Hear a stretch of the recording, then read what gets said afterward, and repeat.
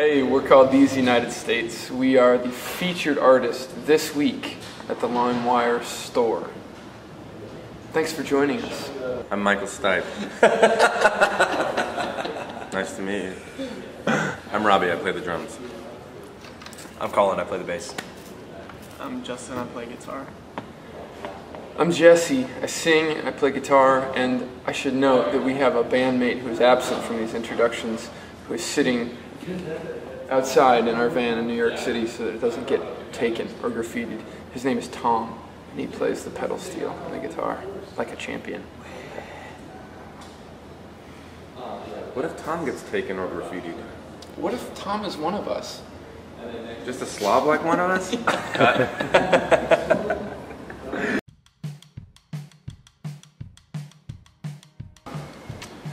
These United States is a band.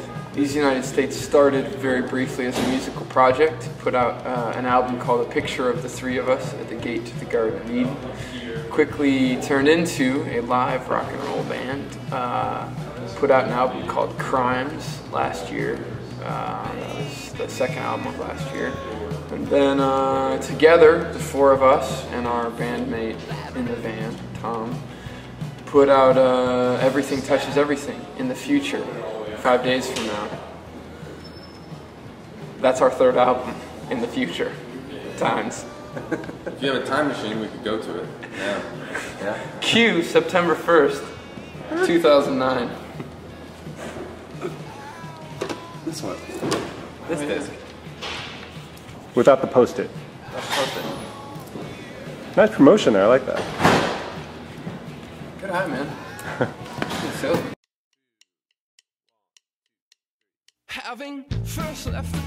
Well, I do the song skeletons, I guess you could call them, and then we all arrange the music together. So that's how it happens for this one.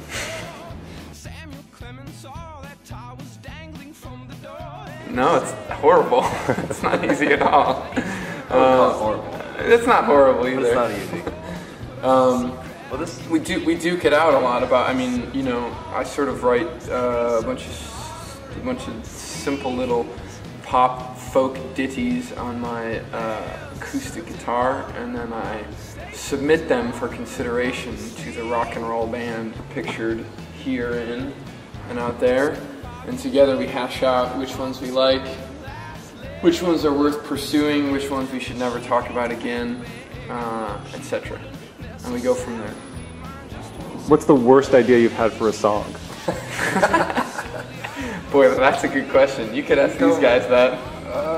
Should we go ahead and get the Slimey Rogue out on the internet? We have a song called Everybody's Doing the Slimey Rogue.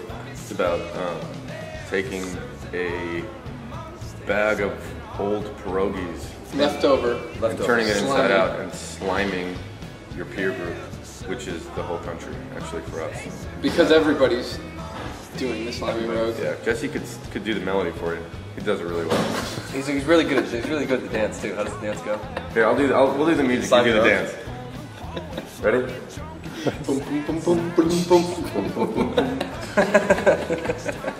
So that's gonna probably be on the next album. Yeah, that was definitely the worst idea we've had for a song in the very recent history. Followed closely by our second worst idea, which was presenting that to you for the internet's consumption. Here's a secret. I want you to keep everything. It's not really a breakup song per se. That's the first track on the album. But that's all I'm going to tell you about that part of the secret. Just think about it more. Will it ever? What's a good secret story about that song? We almost canned that one at some point. We didn't like it. We weren't feeling it.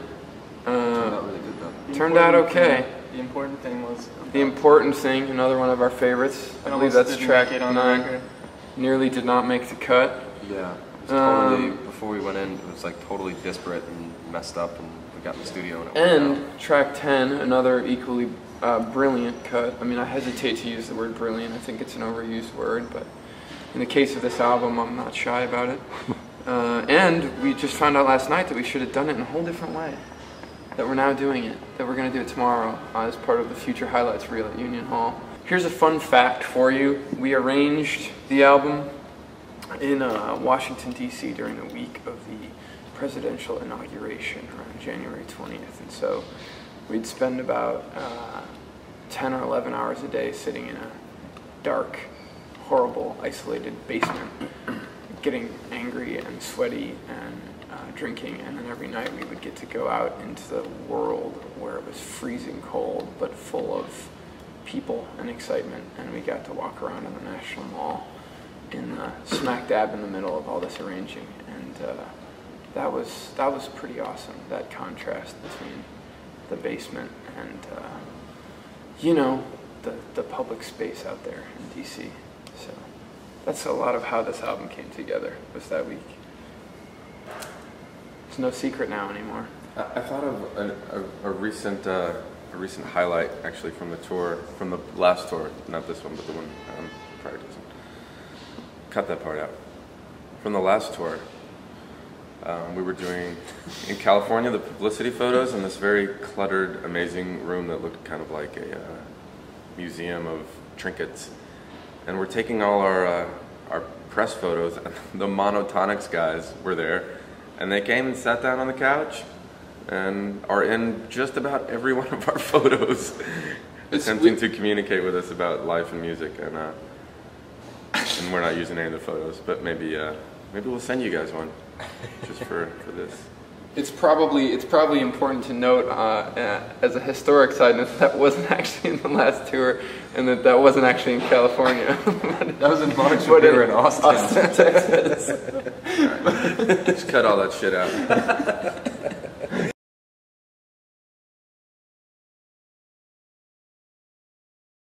This is our van. It's called the USV Heyoka. We got it from a Lions Club in Arlington, Virginia, with the American flag tire cover already present on the back. It's very patriotic. And we had a naming contest for it, and there were actually 3 winners.